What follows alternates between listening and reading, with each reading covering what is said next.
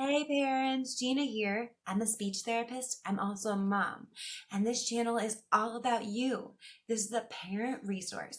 I teach you guys tips so you can implement strategies that we're working on with your kids.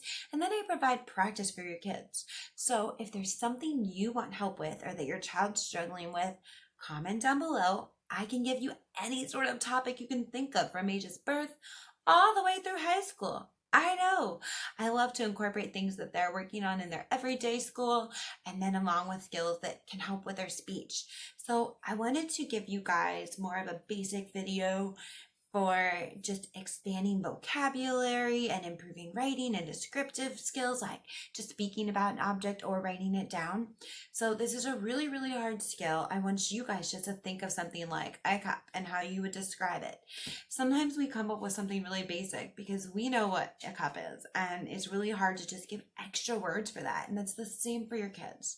So what I want to do is take any noun, so a person or animal, a place or a thing, and let your child learn how to describe that. So this video is going to be for ages about 4, maybe all the way through high school. You can change it based on the vocabulary that you use, that you provide.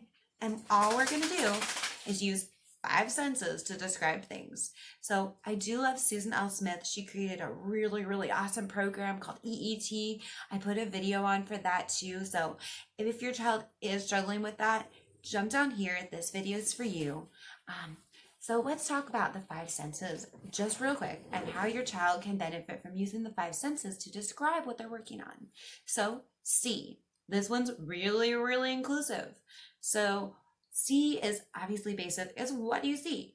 So what colors are in the object? And I say colors because sometimes it's not just one color. Or items could be different colors, like a banana. Sometimes they're green, but then they turn yellow. So they can include this. So those colors or shapes within the object, sizes. When you do sizes, I always recommend comparing because it's really hard to say, well, it's small. You're like, well, yes, a pen is small, but it's not smaller than a paperclip. So good to use comparisons, but we'll work on that.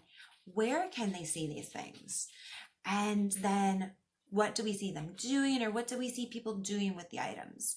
So see is really inclusive. Taste is my favorite, just because I love to eat.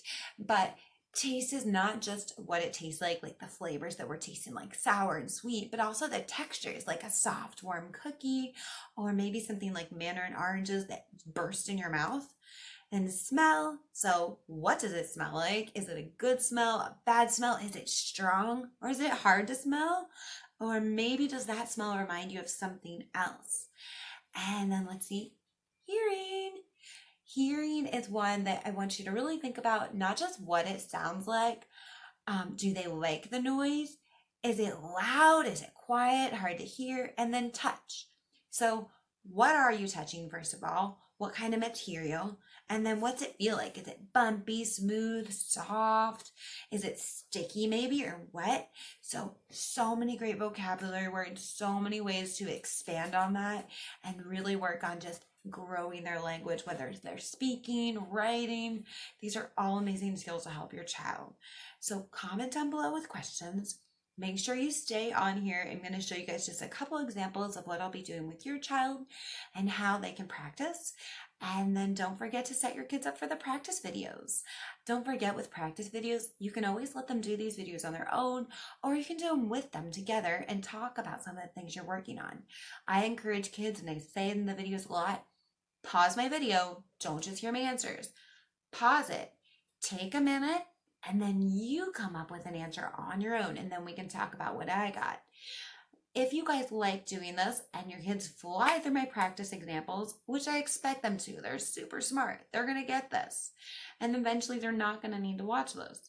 But if they are doing this, get other objects around your house. It's really fun. Grab things like tablets or scissors or that cookie I was talking about. But any household objects you can come up with, and you can continue to do this. You can have them write it down and then look at it with you when you're ready, or you can just talk through it together. So let me know if you guys have questions. Don't forget to subscribe and ring the bell so that you'll be notified whenever I put up videos. I post every week. All right, guys, hang in there. Let's get started with practice. All right, parents, so I'll show them the cookie. This will give you an example. Then they'll say the cookie with the 5 senses to say, okay, remember what we're looking for. We're using our 5 senses to describe the cookie: see, hear, taste, touch, and smell. Then I'll remind them exactly what we're looking for. I'll take a minute to review these. Like for see, there's a lot involved. Where do we see it? The size, color, shape, what we see it being used for, or other things that we see like it, like a category. And then maybe even when we see it. Sounds, quiet, loud, what's it sound like, flavors, textures. But I'll ask them to pause the video there and then I'll review the answers with them. So reviewing the answers is very complicated because there's a lot of stuff. So I'll take the time with them, explain what I see, things I might hear, and things I might taste. I know that these examples are a lot. There's a lot of information. I'll also explain to your child that I don't expect them necessarily to have the same answer as me.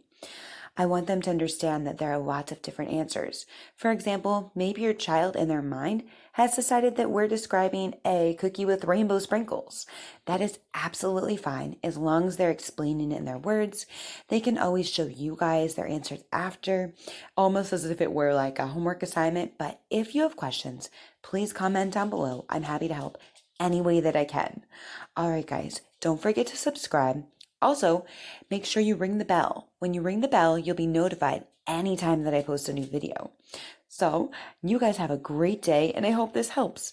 Make sure you set your child up with a practice video. Thanks, guys.